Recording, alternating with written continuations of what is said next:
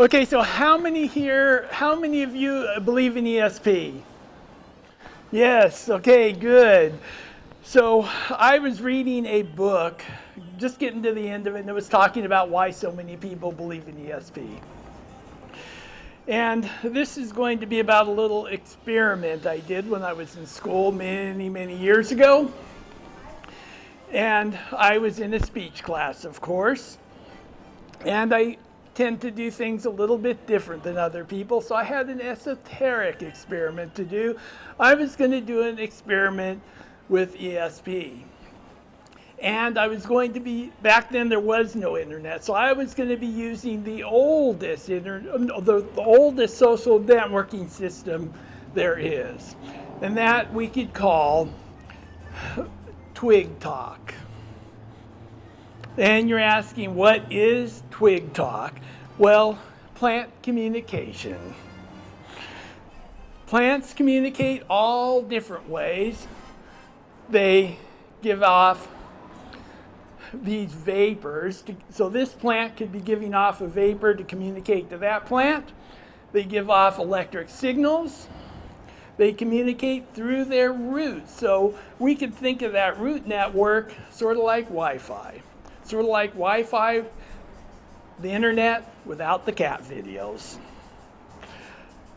And how did I do this? Well, at the time, 80s, late 70s, 80s, I was reading a lot of research from Russia because they were doing a lot of ESP experiments.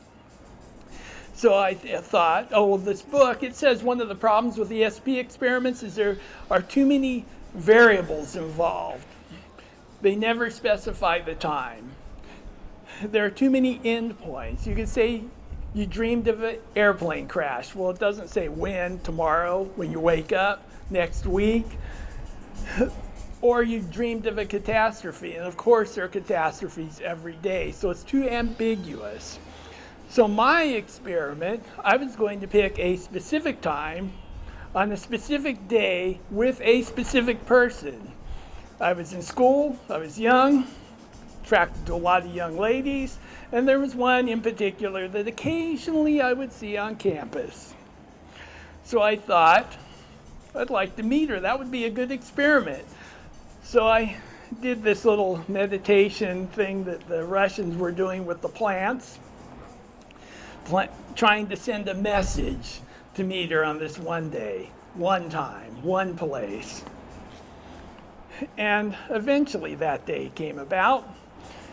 It happened to be Halloween. And I decided I wanted to meet her at the library. I don't think I'd even seen her at the library. I'd seen her passing by classes I had. I'd seen her going across campus. And I showed up. I thought, this is kind of ridiculous. So I was waiting there. It's like, okay, it's almost time. She walked through the door. Apparently, the guy who was she had a class that day. The guy who was supposed to make copies couldn't. So she volunteered, came to the library. I told her my experiment, wigged her out. She thought I was a warlock and would not talk to me after that. But that was my little experiment, much more specific than anything I've ever read before. So I thought it was an interesting little foray into ESP and spent quite a bit of energy doing it.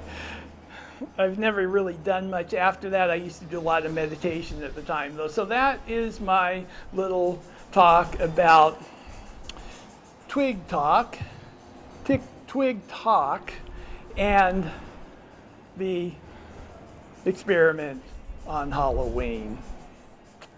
Okay, I think that's going to do it. Back to 0.